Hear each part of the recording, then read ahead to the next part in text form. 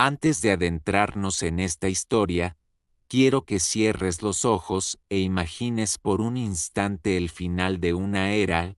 Moisés, el gran líder, el hombre que vio a Dios cara a cara, ha muerto. El pueblo de Israel, después de 40 años de caminar por el desierto, se encuentra al borde de la tierra prometida. El aire está cargado de incertidumbre, de temor y, al mismo tiempo, de esperanza. ¿Quién podrá ocupar el lugar del libertador, del profeta, del legislador que guió a millones a través de arenas áridas y pruebas imposibles? La respuesta sorprende: un hombre que hasta ese momento había vivido a la sombra de su maestro, un guerrero fiel, un siervo obediente, pero que ahora recibiría la tarea más grande de su vida. Ese hombre es Josué, hijo de Nun, aquel que no se apartaba de la tienda de reunión, el mismo que fue uno de los 2 espías que se atrevieron a creer en las promesas de Dios cuando todos los demás dudaban.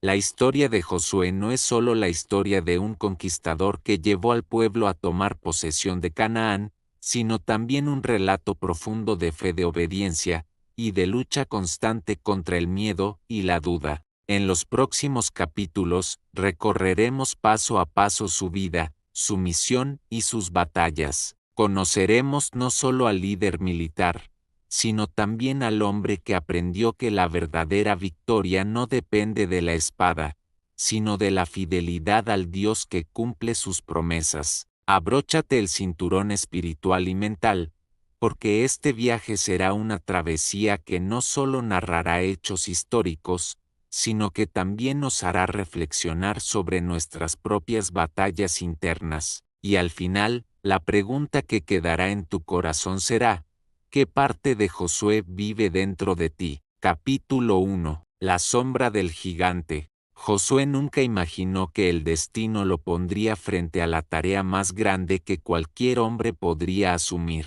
Desde joven, había servido a Moisés con obediencia y devoción. La Biblia nos cuenta que era su ayudante, alguien que estaba siempre a su lado, aprendiendo, escuchando, absorbiendo cada enseñanza. Pero, ¿quién podría pensar que aquel joven guerrero, silencioso y disciplinado, se convertiría en el líder que continuaría la obra del libertador de Israel? Josué era testigo de primera mano de la grandeza de Moisés. Había visto cómo el mar rojo se abrió, como la nube de gloria descendía sobre el tabernáculo, como la voz de Dios estremecía al pueblo. En esos momentos, Josué no era protagonista, sino un espectador privilegiado. Su lugar estaba en la sombra del gigante, cuidando, sirviendo, sin reclamar nada para sí. Cuando Moisés subió al monte Nebo y nunca más regresó,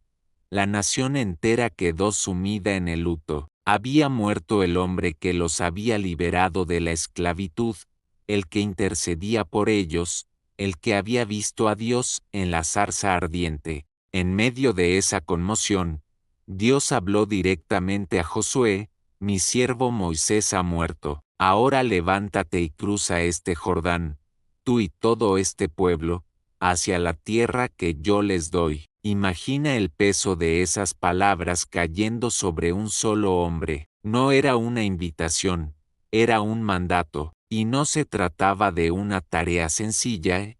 Delante estaba un pueblo numeroso, difícil de gobernar, propenso a la rebeldía, y al frente, en Canaán, se alzaban ciudades fortificadas, ejércitos experimentados y pueblos que no estaban dispuestos a ceder su tierra sin luchar. El corazón de Josué seguramente se estremeció. ¿Cómo podría alguien estar a la altura de Moisés? ¿Cómo liderar al mismo pueblo que había desafiado al hombre más grande que había existido? Fue entonces cuando Dios, con palabras firmes y llenas de poder, le dijo: mira que te mando que te esfuerces y seas valiente. No temas ni desmayes, porque Jehová tu Dios estará contigo donde quiera que vayas. Ese momento marcó el inicio de una nueva etapa. Josué dejó de ser el ayudante, el discípulo, para convertirse en el comandante del pueblo. Su liderazgo no nació de la ambición,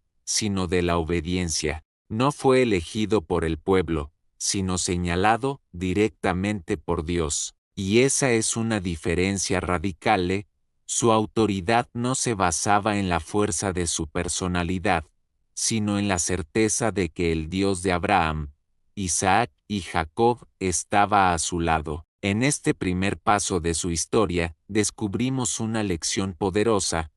Muchas veces creemos que no estamos preparados, que somos demasiado pequeños para enfrentar las responsabilidades que la vida nos pone delante. Pero lo que realmente importa no es cuán fuerte creemos ser, sino a quién seguimos y en quién confiamos. Josué aprendió que la grandeza no se hereda, sino que se construye en obediencia a la voz divina. Y aquí quiero detenerme para hablarte a ti que estás viendo este video. ¿Alguna vez has sentido que la vida te exige más de lo que crees poder dar? ¿Has mirado al futuro con miedo, pensando que no podrás con el peso que tienes encima? Déjame decirte que, así como Josué recibió la promesa de que Dios estaría con él, también tú puedes confiar en que no caminas solo. Si esta historia te ha tocado y quieres seguir descubriendo cómo un hombre común se convirtió en un líder extraordinario,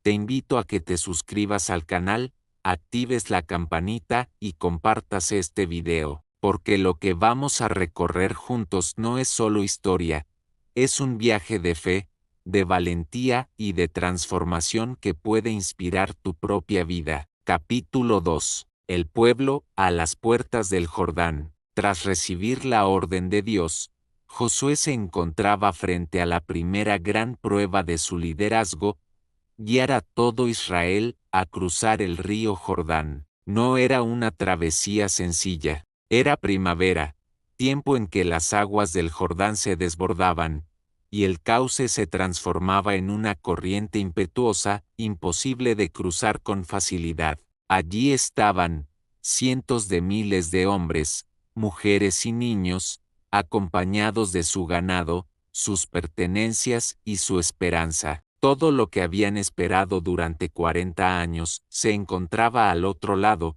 pero primero había que atravesar lo imposible. Josué ordenó a los oficiales que recorrieran el campamento con un mensaje claro.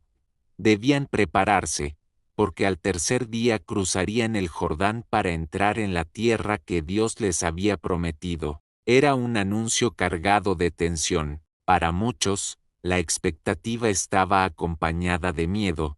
¿Sería Josué capaz de hacer lo que Moisés había hecho? ¿Podría abrir camino como lo había hecho su maestro en el Mar Rojo? El recuerdo de aquella hazaña estaba grabado en la memoria del pueblo, y ahora todos miraban a Josué esperando un milagro similar. Pero Josué no era Moisés, y no pretendía serlo. Su confianza no estaba en sus capacidades, sino en el mismo Dios que había estado con su líder. Por eso, llamó a los sacerdotes y les dio instrucciones.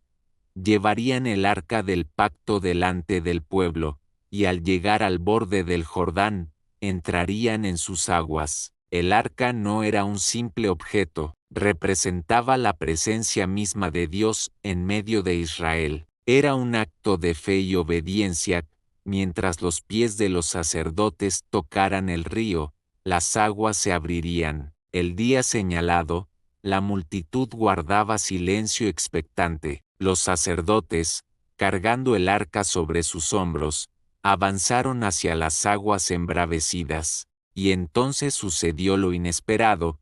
En el momento en que sus pies tocaron el río, las aguas dejaron de fluir desde lo alto, formando un muro, mientras que hacia abajo las corrientes se secaban. El lecho del río quedó abierto, y todo el pueblo pudo cruzar en seco, exactamente como había ocurrido en el Mar Rojo. Aquella señal fue decisiva. Josué se ganó el respeto del pueblo, pues entendieron que el mismo Dios que había estado con Moisés estaba ahora con él. El cruce del Jordán no solo fue un acto milagroso, sino una declaración poderosa.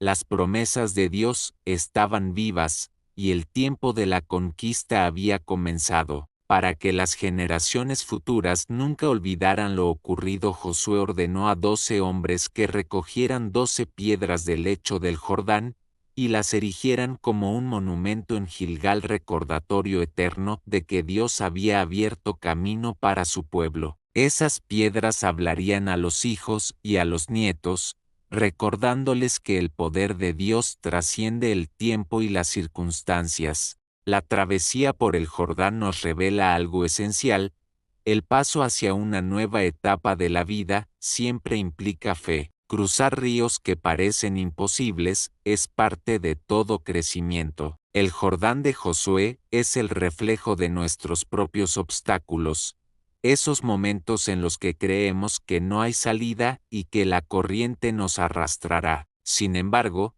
es en esos instantes cuando la obediencia y la confianza se convierten en la llave para abrir lo imposible. Capítulo 3. El encuentro con el comandante del ejército del Señor. Después de cruzar el Jordán, Israel acampó en Gilgal. Allí los varones nacidos en el desierto fueron circuncidados, cumpliendo el pacto que había quedado suspendido durante la travesía. Fue un momento de renovación espiritual, un recordatorio de que no se trataba solo de conquistar tierras, sino de permanecer fieles a Dios. Poco después, el maná dejó de caer, pues ya estaban en una tierra donde podrían alimentarse de su fruto. Era el inicio de una nueva vida. Sin embargo, antes de enfrentar la primera gran ciudad, Jericó, Josué tuvo un encuentro misterioso y transformador. Una noche,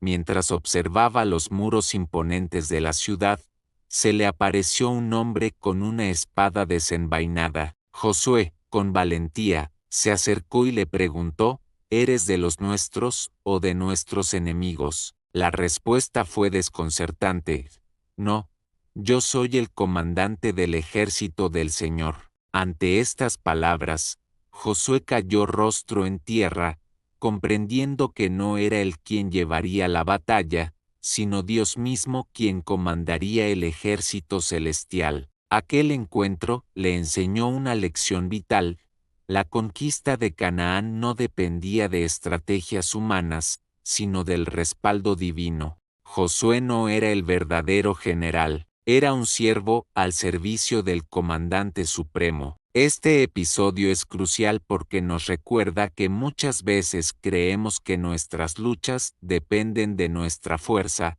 de nuestra inteligencia o de nuestra preparación. Pero la victoria auténtica proviene de reconocer que no estamos solos, que existe un poder superior que pelea nuestras batallas. Josué aprendió que su espada no sería suficiente para derribar muros tan altos como los de Jericó, pero la obediencia a las instrucciones divinas lo sería todo. Con este encuentro, el liderazgo de Josué quedó marcado por una verdad profunda: la autoridad del hombre siempre será secundaria frente al plan de Dios. Quien confía en ese plan descubre que lo imposible deja de serlo. Capítulo 4. La caída de Jericó. Jericó era una ciudad fortificada, con muros tan altos y gruesos que parecían imposibles de derribar. Para los israelitas, enfrentarse a semejante bastión era un desafío aterrador.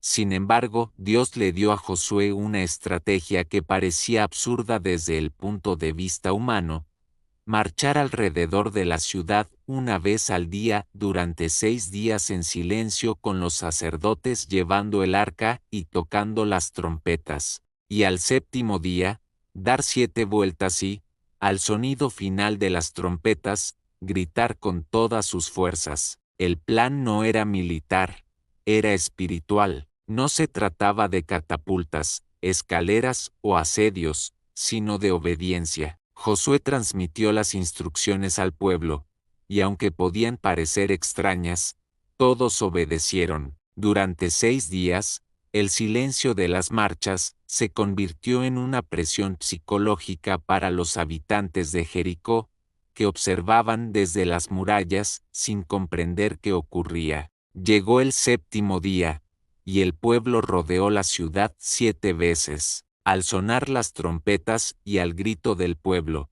los muros se desplomaron de manera sobrenatural, la ciudad cayó, y los israelitas entraron y tomaron posesión de ella. Solo Rahab, la mujer que había protegido a los espías, fue salvada junto con su familia, cumpliéndose la promesa que se le había hecho. La caída de Jericó marcó el inicio de la conquista con un mensaje claro: no eran las armas ni las estrategias humanas las que daban la victoria, sino la obediencia y la fe. Los muros que parecían invencibles se derrumbaron porque Dios peleaba por su pueblo. Para nosotros, Jericó representa esos muros internos y externos que creemos indestructibles, temores, adicciones, inseguridades o problemas que parecen no tener solución.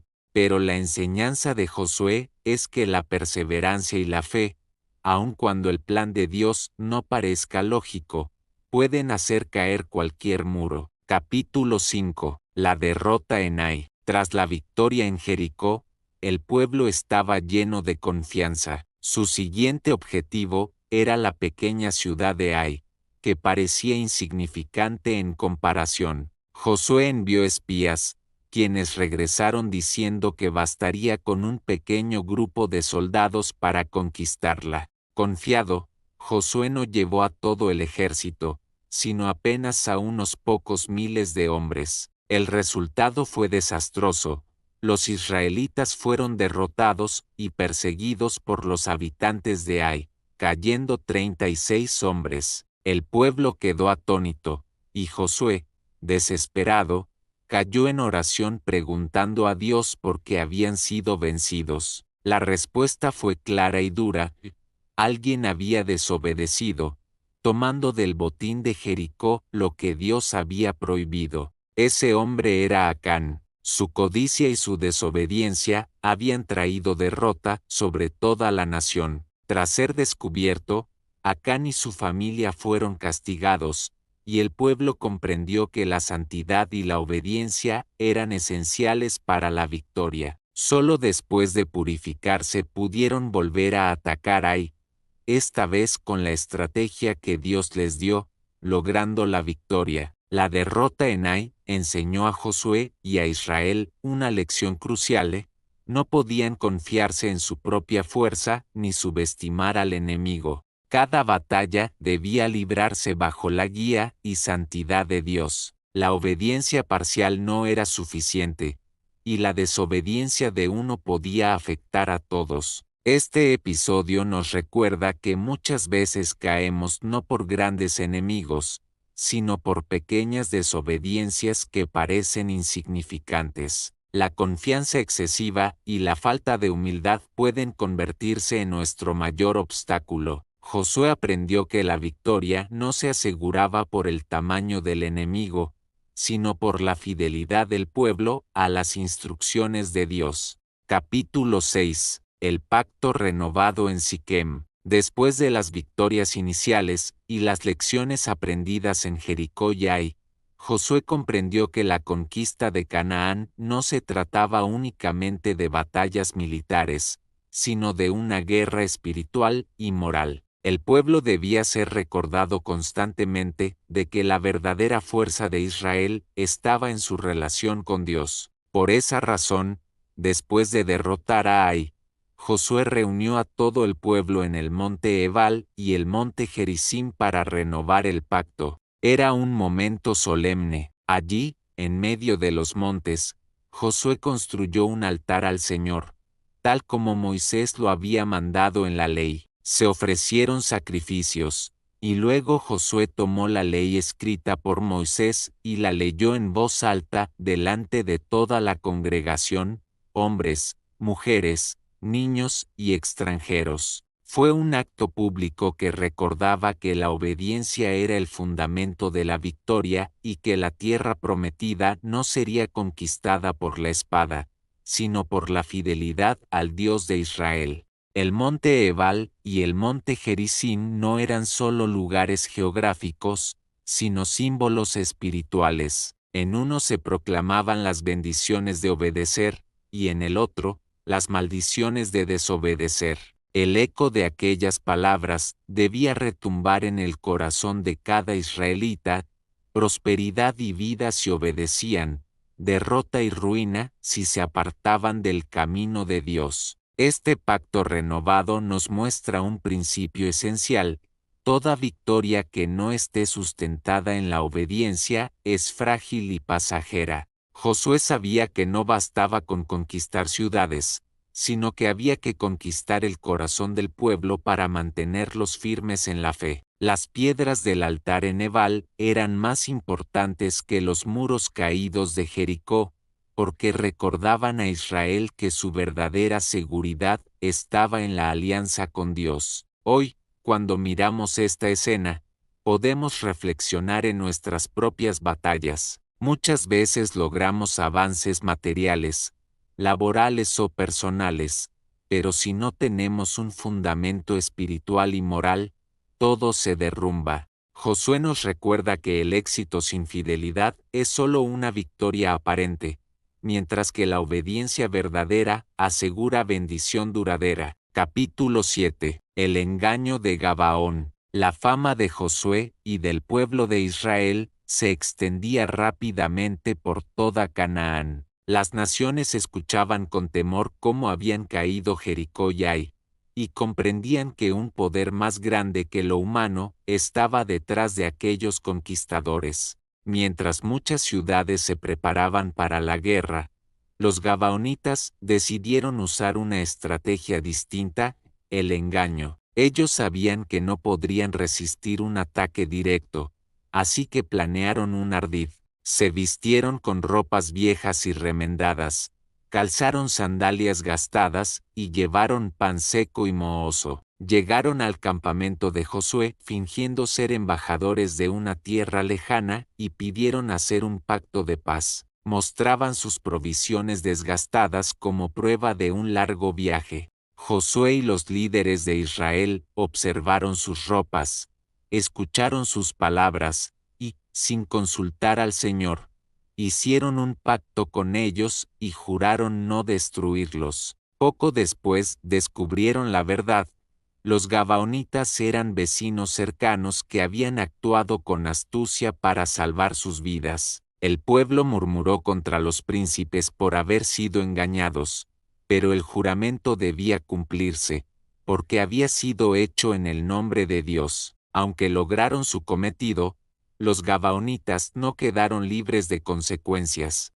Josué los convirtió en siervos dedicados a cortar leña y acarrear agua para el tabernáculo del Señor.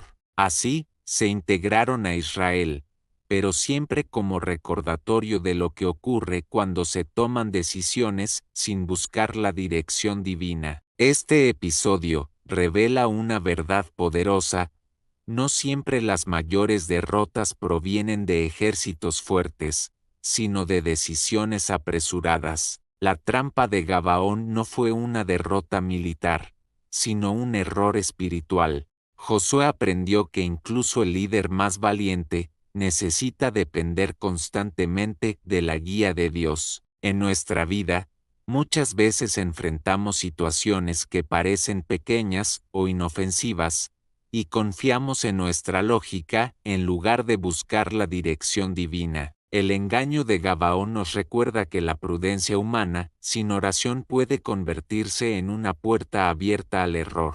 Capítulo 8. La batalla de los 5 reyes. Cuando las ciudades vecinas supieron que Gabaón había hecho pacto con Israel, se sintieron traicionadas. 5 reyes amorreos, temerosos del avance israelita, unieron fuerzas para atacar a Gabaón y destruirlos por aliarse con Josué. Era la oportunidad perfecta para probar la fidelidad del pacto que Israel había hecho con ellos. Los gabaonitas enviaron mensajeros a Josué pidiendo ayuda, y el líder israelita, fiel a su palabra, marchó de noche con todo su ejército. El ataque fue sorpresivo. Josué y sus hombres cayeron sobre los amorreos con una fuerza que los desbordó. Sin embargo, lo más impresionante no fue la valentía de los soldados, sino la intervención sobrenatural de Dios. Mientras los enemigos huían, el Señor envió grandes piedras de granizo desde el cielo que mataron a más hombres de los que cayeron por la espada israelita. El poder divino se hizo evidente, no era Israel el que vencía, sino Dios peleando por ellos. Pero lo más asombroso ocurrió ese día. Josué, viendo que la batalla aún no terminaba y que la noche podía dar refugio a los enemigos, clamó con voz fuerte: Sol, detente en Gabaón, y tú, luna, en el valle de Ajalón. Y el sol se detuvo, y la luna se paró, hasta que Israel hubo vencido por completo a sus enemigos. Fue un acontecimiento único en la historia, donde la creación misma se detuvo para cumplir el propósito divino. El relato de la batalla de los 5 reyes nos enseña que cuando Dios pelea nuestras batallas, los límites naturales pueden romperse, lo imposible se vuelve posible, y hasta el curso del tiempo obedece a la voluntad del Creador. Josué mostró que la fe no se conforma con lo ordinario, sino que se atreve a pedir lo extraordinario cuando está alineada con el propósito divino. Hoy, este pasaje nos recuerda que en nuestras batallas más grandes no estamos solos. Aunque los enemigos se unan y parezcan más fuertes, Dios puede intervenir de maneras sobrenaturales, más allá de lo que podemos imaginar. Capítulo 9. La conquista del sur de Canaán. Después de la derrota de los 5 reyes y la confirmación del pacto con Gabaón, Josué continuó su campaña hacia el sur de Canaán. Una tras otra, las ciudades fueron cayendo: Maquedá, Libna, Laquis, Eglón, Hebrón y Debir.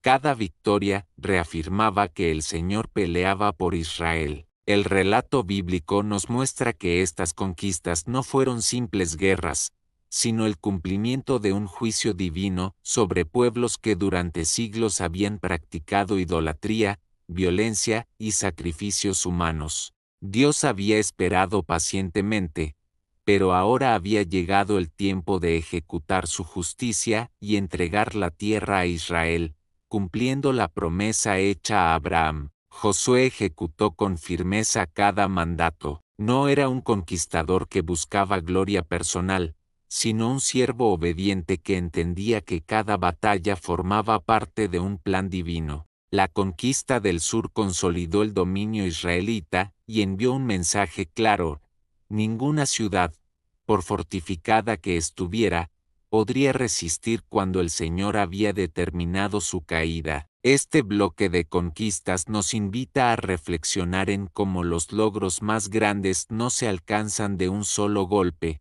sino paso a paso, ciudad tras ciudad, batalla tras batalla. Josué nos enseña que la perseverancia y la fidelidad diaria son las que construyen victorias duraderas. Capítulo 10. La conquista del norte y la derrota de Javín. Mientras Josué consolidaba el dominio en el sur, los reyes del norte se unieron bajo el liderazgo de Javín, rey de Azor. Este ejército era numeroso como la arena del mar, con caballos y carros de guerra, algo que Israel nunca había enfrentado antes. Humanamente, parecía imposible vencer a una coalición tan poderosa, pero Dios habló a Josué con claridad de: no tengas temor de ellos, porque mañana a esta hora yo los entregaré a todos delante de Israel. Con esa promesa, Josué lanzó un ataque sorpresa contra sus enemigos junto a las aguas de Merom. La batalla fue feroz, pero la victoria fue total. Israel persiguió a los reyes hasta derrotarlos, y luego destruyó a Azor, la capital de aquel reino. La derrota de Javín y su coalición marcó el fin de la resistencia organizada en Canaán. La tierra estaba prácticamente conquistada, y el nombre de Josué se hizo grande en toda la región. Lo que había comenzado con el cruce del Jordán culminaba ahora con el dominio sobre norte y sur. Este capítulo nos muestra que las batallas más grandes llegan cuando parece que ya hemos avanzado mucho. Así fue para Josué, después de tantas victorias, enfrentó a su enemigo más numeroso y mejor equipado. Pero esa fue precisamente la ocasión para que Dios demostrara que ninguna fuerza, por más grande que parezca, puede resistir su poder. En la vida, muchas veces pensamos que después de ciertos avances ya no tendremos pruebas mayores. Sin embargo, cada etapa trae nuevos desafíos, y son esas pruebas gigantescas las que nos permiten ver de manera más clara la grandeza del Dios que pelea por nosotros. Capítulo 11. La batalla contra los reyes del norte. Josué no solo había enfrentado a Jericó, Ai y a los reyes del sur, ahora debía enfrentar a una coalición aún más poderosa. En el norte, bajo el liderazgo de Javín, rey de Azor, se reunieron múltiples pueblos cananeos que, temerosos del avance israelita, decidieron formar una alianza masiva. Eran tantos que el texto bíblico los compara con la arena que está a la orilla del mar. Venían con caballos y carros de guerra,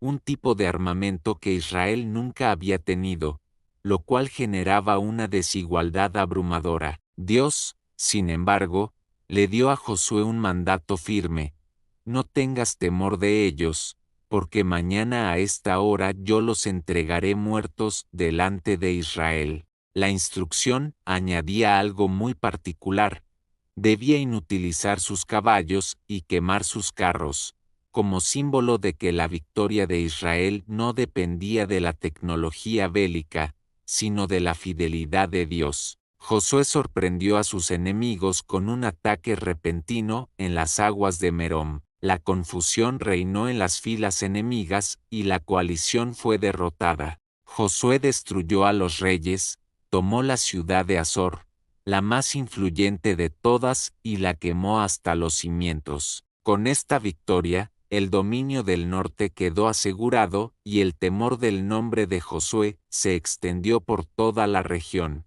Capítulo 12. El recuento solemne de los reyes derrotados. Después de las victorias sobre los pueblos del sur y del norte, Josué, bajo la guía de Dios, llevó a cabo un registro histórico de las naciones conquistadas. Este capítulo es más que un listado de nombres. Es un memorial que celebra la fidelidad de Dios y su intervención en la historia de Israel. Primero se mencionan los reyes vencidos al otro lado del Jordán: Sehón, rey de los amorreos, y Og, rey de Basán. Ambos fueron derrotados en combates decisivos que demostraron que la tierra prometida no sería tomada por fuerza humana, sino por la dirección divina. A continuación, el texto enumera 31 reyes y sus ciudades conquistadas en Canaán. Cada nombre representa no solo un enemigo vencido,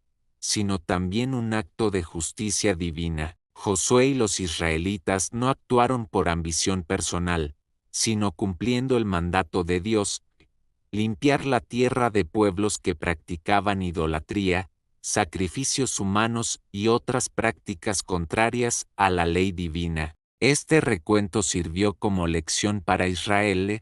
Recordar el pasado es fundamental para fortalecer la fe y mantener la obediencia. El impacto de este capítulo trasciende lo militar. Al enumerar cada rey y cada ciudad, Josué consolidó un testimonio histórico que mostraría a las futuras generaciones que la protección y la victoria de Israel dependían de su relación con Dios. Este capítulo subraya un principio esencial: las victorias que se fundamentan en la obediencia y la fe tienen un carácter duradero y espiritual, mientras que aquellas que dependen únicamente de la fuerza humana son efímeras. Además, este registro tiene un efecto psicológico sobre el pueblo.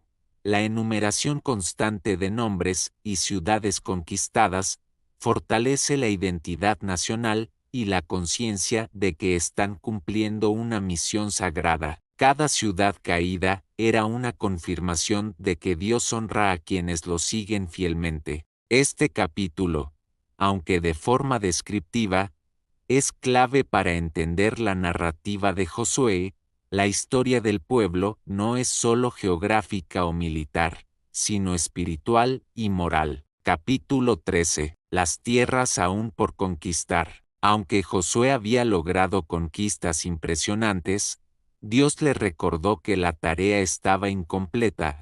Aún quedaban territorios que debían ser ocupados y repartidos entre las tribus. Entre las áreas pendientes estaban los territorios de los filisteos, los gesureos, las regiones costeras y algunas zonas montañosas, todas estratégicamente importantes. Este capítulo muestra que la misión de Israel no era solo militar, sino también de consolidación territorial y espiritual. Josué ya era un hombre anciano, pero la edad no disminuyó su responsabilidad ni su determinación. Dios le indicó que cada tribu debía asumir la responsabilidad de conquistar y habitar su heredad, destacando que la misión de Israel no dependía de una sola generación. Esta instrucción resalta un principio eterno: las grandes metas requieren continuidad, esfuerzo colectivo y liderazgo firme. El capítulo también deja ver un elemento de planificación estratégica. No basta con derrotar al enemigo, es necesario establecer asentamientos, proteger recursos y asegurar la prosperidad futura. La conquista completa de Canaán no era un acto aislado, sino un proyecto a largo plazo que involucraba obediencia, fe y organización. Josué entendió que la tierra prometida no se aseguraba solo con victorias bélicas, sino con la administración sabia y justa de los territorios, y con la transmisión de la herencia a las tribus bajo la guía divina. Este capítulo nos deja una enseñanza sobre perseverancia.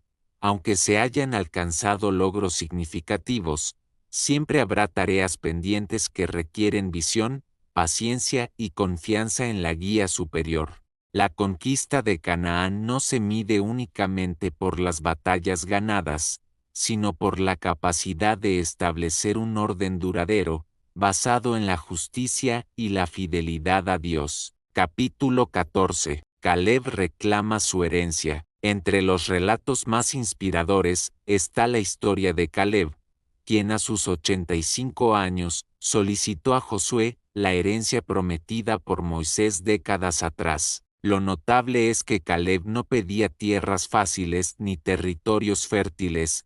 Su deseo era el monte Hebrón, donde aún habitaban los anaseos, gigantes que infundían temor a todos los pueblos. Su petición refleja no solo fe, sino una valentía extraordinaria y un corazón decidido a cumplir la promesa de Dios sin importar la dificultad.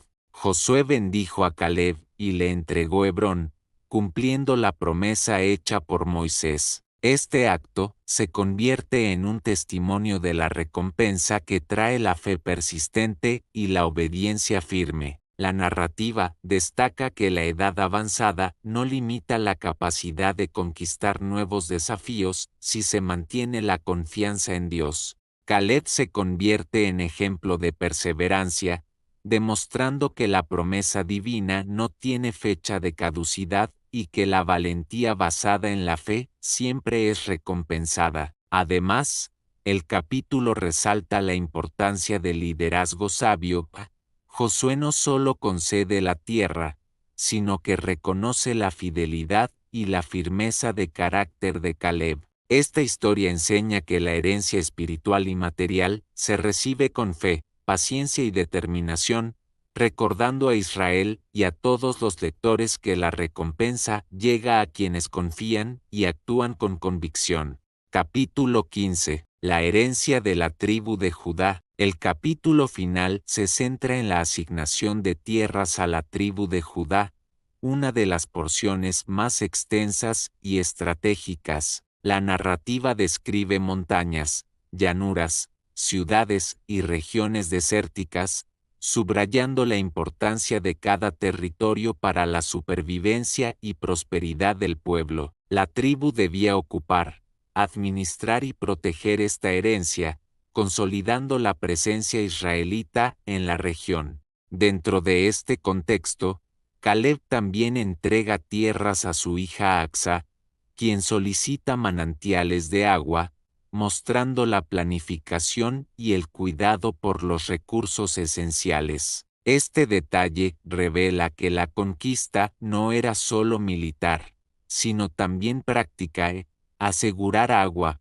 alimentos y asentamientos para garantizar la vida futura del pueblo. El capítulo finaliza con la confirmación de que la conquista territorial establece la base para el desarrollo espiritual y político de Israel. La tribu de Judá, que recibiría un territorio clave, se convierte en símbolo de liderazgo, fuerza y continuidad del plan divino. Este cierre muestra que la fidelidad a Dios, la obediencia y la valentía personal forman la verdadera herencia que trasciende generaciones. Reflexión final: la historia de Josué es mucho más que un relato de conquistas militares. Cada batalla, cada ciudad tomada, cada territorio repartido revela una verdad universal.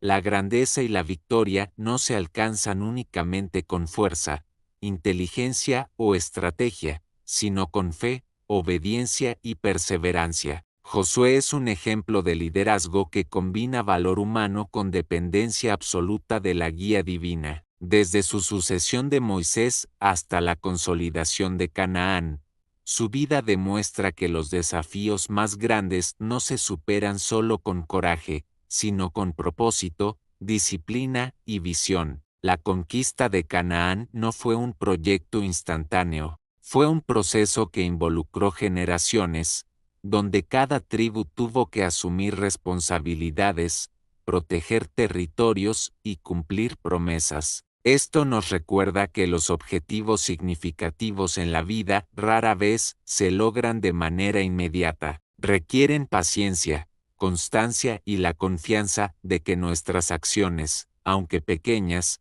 forman parte de un plan mayor. Las figuras de Caleb y de la tribu de Judá nos enseñan que la fe activa y la valentía personal son recompensadas. Caleb, a sus 85 años, aún se levanta con determinación para reclamar su herencia, demostrando que nunca es tarde para cumplir con la misión que Dios nos ha dado. La herencia de Judá subraya la importancia de la planificación, la administración sabia de los recursos y la consolidación de logros, mostrando que la verdadera victoria implica sostenibilidad y visión a largo plazo. Hoy, la historia de Josué nos invita a reflexionar sobre nuestra propia vida. Cada obstáculo, cada desafío y cada meta alcanzada tiene un propósito que va más allá de lo inmediato. Nos recuerda que debemos actuar con integridad, valentía y fe, confiando en que nuestras decisiones, alineadas con un propósito mayor, darán frutos que trascenderán generaciones. La lección central es clara: la obediencia, la perseverancia y la fe no solo conducen al éxito, sino que también construyen un legado duradero, sólido y lleno de significado.